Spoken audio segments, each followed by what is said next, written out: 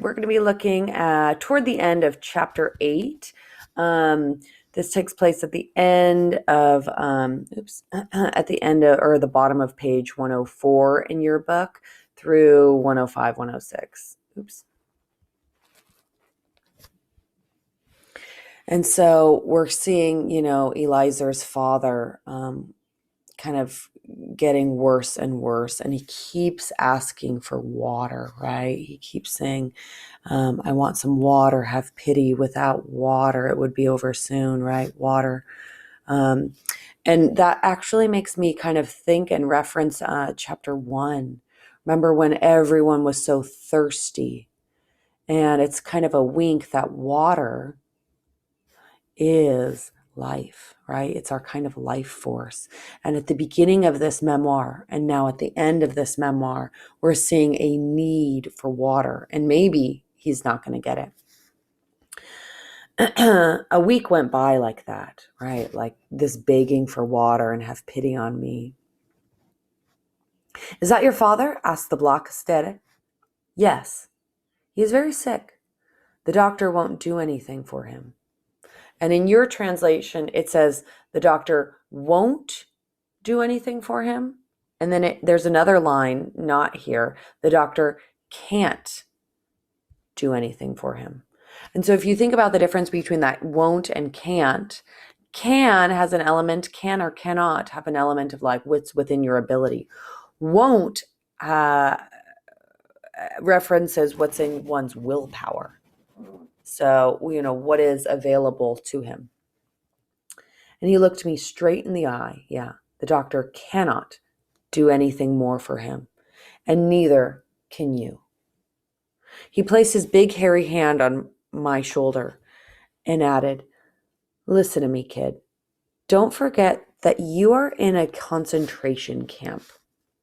In this place, it is every man for himself, right? Every man for himself.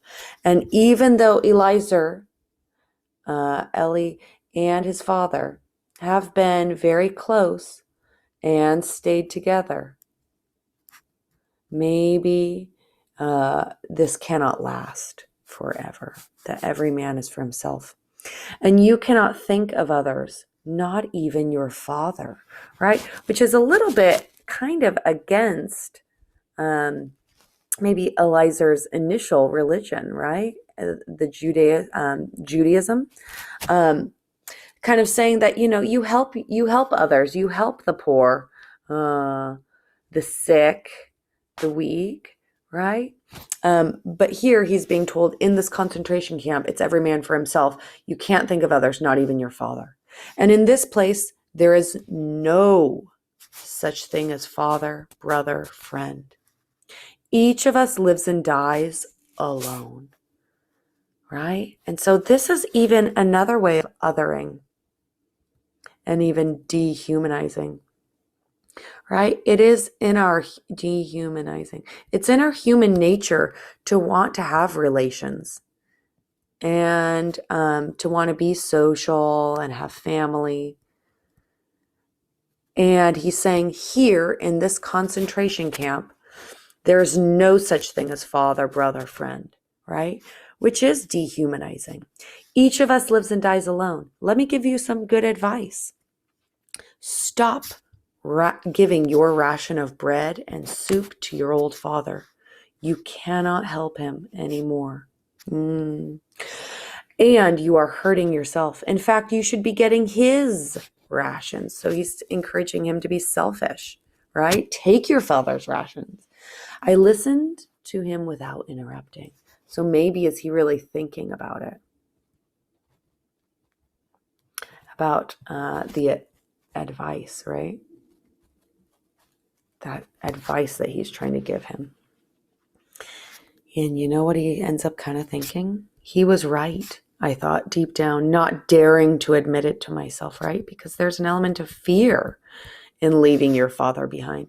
Too late to save your old father. You could have 2 rations of bread, 2 rations of soup. It was only a fraction of a second, but it left me feeling guilty. I ran out to get some soup and brought it to my father, but he did not want it. All he wanted was water, right? That kind of idea earlier of dehydration. Don't drink the water, eat the soup, right? Because the father he has dysentery, which is like you can't keep anything in your stomach, and instead it comes out of your bowels. So every time he drinks this water, um, it's going straight through him. And so Eliezer is hoping, eat the soup, there's some sustenance in there. But the father is not interested in soup. He's only interested in water. This might be that he is close.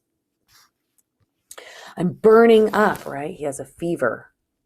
Why are you so mean to me, my son? Water. I brought him water. Then I left the block for roll call, but I quickly turned back. I lay down on the upper bunk. The sick were allowed to stay in the block, so I would be sick. I didn't want to leave my father. All around me, there was silence now, broken by moaning. In front of the block, the SS were giving orders. An office passed between the bunks. My father was pleading, my son, water. I'm burning up my insides, right? Silence over there, barked the officer. Eliezer, continued my father, water. The officer came closer and shouted to him to be silent, but my father did not hear. He continued to call me. The officer wielded his club and dealt him a violent blow to the head. I didn't move. I was afraid. My body was afraid of another blow, this time to my head. My father groaned, and I heard, Eliezer. I could see that he was still breathing in gasps, and I didn't move. When I came down from my bunk after roll call, I could see his lips trembling. He was murmuring something.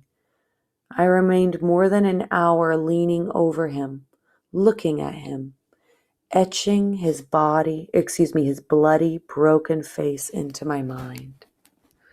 So he's looking for a memory, and maybe his last memory of his father is actually with his lips trembling, murmuring something, maybe unrecognizable. He's groaning. He's breathing in gasps. He's asking for water, right? Then I had to go to sleep. I climbed into my bunk above my father, who was still alive. The date, January 28th, 1945. And I woke up at dawn, January 29th, and my father's cot lay another sick person. They must have taken him away before daybreak and taken him to the crematorium. Perhaps he was still breathing. No prayers were said over his tomb. No candle lit his memory. His last word had been my name, right? So this is also giving name. He called out to me and I had not answered, right? I did not weep, and it pained me that I could not weep, but I was out of tears, right?